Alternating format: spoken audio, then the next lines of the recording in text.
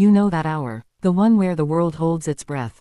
3 a.m., when even the streetlights seem to dim out of exhaustion. Your phone rings, not with a name, not with a face, just a number you don't recognize.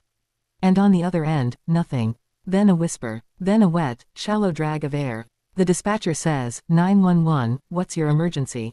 But the voice that answers isn't asking for help. It's asking to be remembered. Tell my kids, and then the line goes dead. Or does it? Because when police kick down that door an hour later, the phone is still off the hook. The house is silent. The bed is made, but the blood on the wall is still warm. And every officer standing there knows, they will never unhear that call. Not the words, not the pause, not the way the silence after was louder than any scream. That's the one, the 3 a.m. call that still wakes them in cold sweat. Not because of what they saw, but because of what they heard, and what they didn't get there in time to save. The illusion of safety is the most dangerous lie we tell ourselves, because it is the one we most want to believe. You lock your front door at night, double-check the windows, pull the curtains shut, and tell yourself that the world outside has been kept where it belongs, on the other side of the walls. You hear the furnace kick on, the refrigerator hum, your partner breathing softly in the next room, and you mistake those small, ordinary sounds for proof that everything is fine. But safety, real safety, is not a lock or a deadbolt. It is not a neighborhood with good schools or a street where neighbors wave. Safety is a story we repeat until the words feel like stone. And at 3 a.m., stories have a way of crumbling. The 3 a.m. call that still haunts police always begins in a place just like yours, quiet, unremarkable, the kind of address that dispatchers recognize because they've never had reason to remember it before. That is the trap. We believe that danger announces itself. We think it wears a mask or carries a weapon or arrives with a screech of tires. But the truth is far worse. Danger is patient. It waits until you have taken off your shoes, until you have poured that last glass of water, until you have let your guard down so completely that you forget you ever had one. The call comes from a street where children leave bicycles on the lawn, where porch lights stay on out of habit, where the biggest crime last year was a mailbox knocked over by teenagers. And that is precisely why the officers who answer remember it. Because they drove those same streets 100 times, thinking nothing could happen there. Thinking that a pretty sunset over the treeline meant something. Thinking that because they had never seen evil on this block, evil did not exist here. The illusion of safety is not shattered by a monster under the bed. It is shattered by the ordinary becoming horrifying. It is the realization that the couple who waved to you this morning had secrets behind their eyes. It is the understanding that the house with the cheerful welcome mat can hold a silence so deep it feels like drowning. Police will tell you that the worst scenes are not in alleyways or abandoned buildings. The worst scenes are in split-level homes with recycling bins at the curb and a half-empty coffee mug still on the kitchen table. Because those scenes force you to admit that safety was never real. It was just the time between terrors. And when the 3 a.m. call comes, when a voice that sounds like a neighbor, a parent, a friend whispers something broken into the phone, every officer knows they are driving toward a place where someone else believed they were safe. That someone went to sleep with the doors locked, the alarm set, the dog curled at the foot of the bed. And none of it mattered. So the haunting begins not at the crime scene, but in the memory of that false peace. The police do not just carry the image of what they found. They carry the weight of every assumption they made about that street, that house, that hour. They learn that danger does not knock. It is already inside. It was always inside. And the only difference between you and the voice on the line is that your 3 a.m. call has not come yet. The raw, unfiltered terror of a 3 a.m. call is not what you see in movies. There is no dramatic music swell, no sudden scream that cuts through the silence like a blade. Instead, it begins with something far more disturbing, the mundane.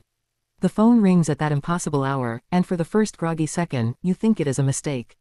An alarm, a wrong number. Your hand reaches out from beneath the warm blanket, and your mind is still half dreaming, still wrapped in the soft lie that nothing is wrong. Then you hear the voice. And that is when the spike comes.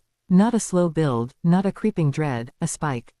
It drives straight through the fog of sleep and pins you to the moment.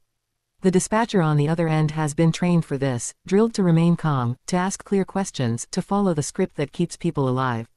But training is a thin coat of paint over a human heart, and at 3 a.m., the heart is raw and unprotected.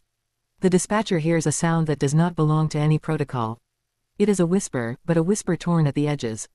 It is a breath, but a breath that hitches like an engine trying to turn over one last time. It is a word, but the word breaks halfway through, and what remains is a wet, hollow gasp. That is the terror. The terror is not in the volume. It is in the quality of the silence that follows. The dispatcher says, "Hello. Can you tell me what's happening?" And the voice on the line tries to answer, but the answer is wrong.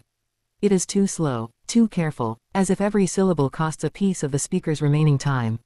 You hear the terror not in what they say, but in what they do not say. They do not shout for help. They do not name an address. They do not say, "He has a knife," or, "Please hurry." Instead, they say something small and devastating. "I didn't think he would come back." Or, "The door was locked. I know I locked it." That is when the dispatcher's own pulse betrays them. Because now they are not just a voice on a headset. They are a person sitting in a brightly lit room, surrounded by screens and coffee cups and the muffled sounds of other calls, and they realize that the person on the line is already gone. Not dead yet, but gone in the way that matters. The terror has already won.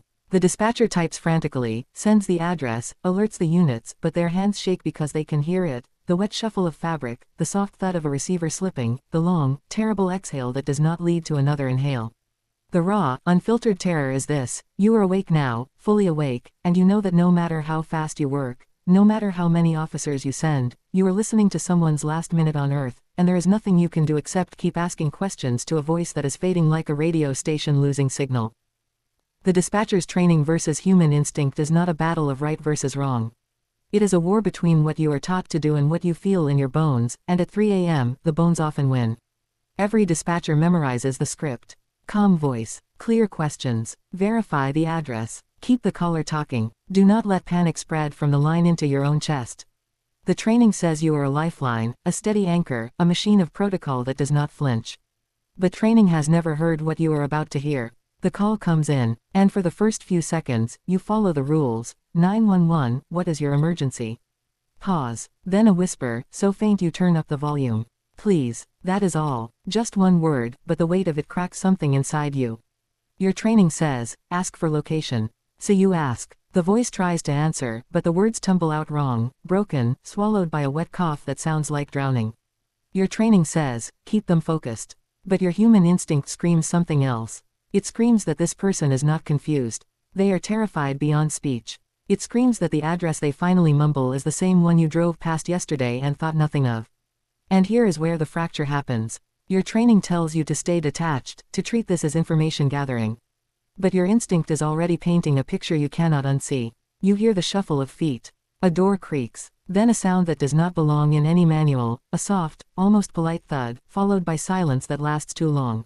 Your training says, repeat the question. Your instinct says, they cannot answer because something is covering their mouth. Your training says, do not imagine the scene. But you are human, and you imagine everything. You imagine the phone on the floor, the receiver dangling, the shadow that just entered the room. You imagine the caller's eyes wide and wet, staring at something you will never see but will hear in every quiet moment for the rest of your life. The dispatcher begins to break protocol without realizing it. Their voice stays calm, praise the muscle memory, but their hands shake as they type. They ask the same question 3 times because they stopped listening to the answer and started listening to the breathing. That ragged, uneven breathing that tells you more than any sentence could. And when the line goes dead, not with a click but with a soft, final exhale, the dispatcher sits frozen. The screen says the call lasted 2 minutes and 14 seconds. But the dispatcher knows it lasted forever. Because training told them what to do. But instinct told them what was happening. And instinct was right. The script never prepared them for the moment when the voice on the line stops being a caller and becomes a ghost they will carry home. That is the haunting. Not the failure of training, but the success of being human enough to feel every second of someone else's last moment. The voice on the line is not what you expect. It is not a scream. It is not a wail or a cry for help shouted into the dark. Those sounds, as terrible as they would be, carry something almost reassuring. They carry energy, force, the raw machinery of a body still fighting. No, what haunts the police who heard that 3 a.m. call is something far worse. It is a whisper so soft you have to press the receiver harder against your ear, so fragile you wonder if you imagined it. But you did not imagine it. And that whisper is not the whisper of someone trying to be quiet. It is the whisper of someone who cannot spare the breath to speak. The dispatcher leans in, volume maxed, and hears a gurgle. Not the cartoon sound you might think. It is a wet, slow, almost apologetic noise, like liquid finding its way through a pipe that has cracked. It is the sound of air passing through something that should not have air in it. And then the voice tries to form a word. The tongue moves. You can hear it, that small, sticky click of flesh trying to shape a syllable. But what comes out is not a word. It is a plea cut short, severed in the middle by something the body can no longer do. Maybe it is a cough. Maybe it is a choke. Maybe it is simply the moment when the will to speak meets the fact that there is no longer enough blood to carry the signal from the brain to the lips. The dispatcher asks, "Can you tell me what happened?" And the voice answers. But the answer is not information. It is a sound that should not exist outside of nightmares. A low, humming moan that rises and falls like a tide pulling away from shore. And beneath that moan, just barely audible, the whisper returns. Not words this time, just a shape, just the ghost of a vowel. An "oh," that might have been "no," or "go," or "hold on." It does not matter, because the dispatcher realizes, with a cold certainty that settles into the marrow, that the person on the line is no longer trying to call for help. They are trying to say goodbye. That is the voice that still haunts. Not a scream that fades when the memory softens. A whisper that only grows louder in the silence of an empty patrol car at 4 a.m. A gurgle that replays every time an officer drinks water too fast and feels that same wrong sensation in their own throat.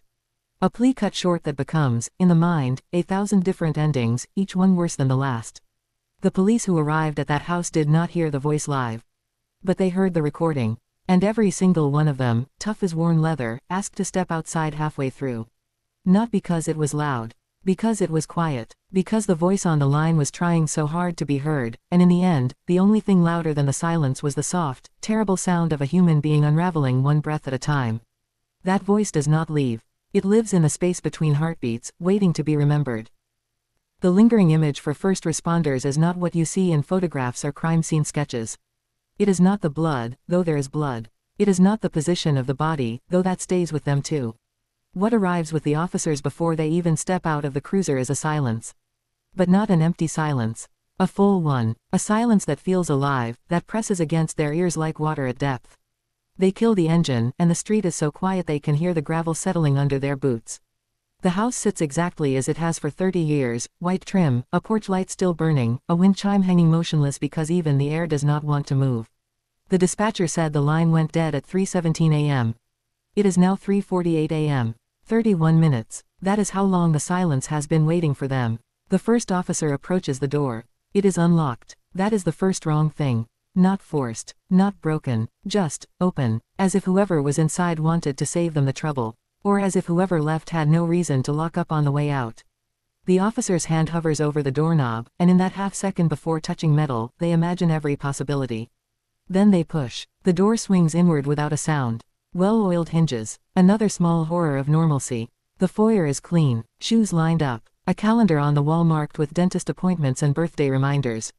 But the air smells wrong. Not decay. Not yet. Something sweeter, heavier, copper and cold sweat and the faintest trace of something floral, like perfume trying to cover a wound. The officer calls out, "Police. Anyone here?" The silence swallows the words whole. No echo. No reply. Just that thick, patient quiet that seems to lean closer. They move room to room. Living room, television off, remote on the armrest. Kitchen, a single plate in the sink, a dish towel folded. Then the hallway, and this is where the silence changes. It becomes directional. It pulls them toward the last door on the left, the one slightly ajar, the one with a strip of darkness visible in the crack. The officer's flashlight beam cuts through, and for one terrible second, they see nothing. Then the beam finds the bed. The sheets are twisted, pulled halfway to the floor. And on the pillow, a dark shape that takes a breath before the brain understands.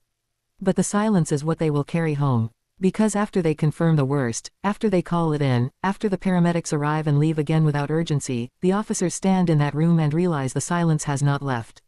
It has only changed. Now it is not waiting. Now it is watching. They will close their eyes that night and see not the body but the way the dust motes hung motionless in the flashlight beam. They will hear not the call but the absence of sound where a heartbeat should have been.